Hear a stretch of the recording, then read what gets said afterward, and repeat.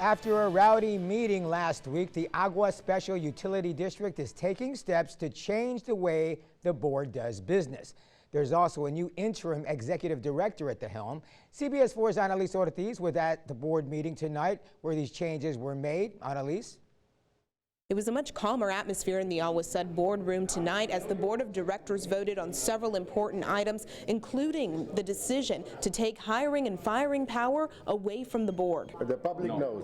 The public knows who's in control. There's been a struggle for power within the Agua Special Utility District. The infighting came to light during a special meeting last week in which several leadership positions were changed. He stated that we were corrupt. No, I didn't say that. And you can say, I stated that you all were controlled by the Agua School District. The executive director also stepped down last week, and assistant executive director Rodolfo Flores was appointed as interim. That didn't last long. He wanted to go back to his previous spot.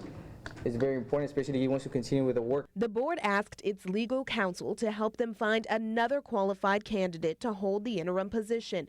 Monday, the board unanimously approved the recommendation of Oscar Cancino, a former TxDOT engineer with 15 years of experience.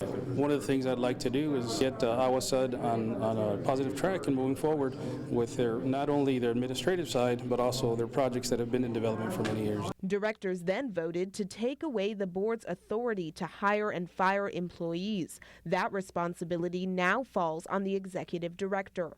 Newly appointed board president Roger Hernandez told CBS 4 News he also wants the board to be more civil in the way it conducts business so that less outbursts like this. That's my opinion. Actual attorney isn't against the law.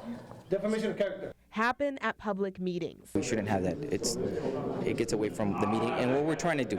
The board was set to consider new rules for conduct and decorum at board meetings, but the item was postponed. Legal counsel for Agua tells CBS 4 News that the search for the permanent executive director is likely to begin after the next board meeting.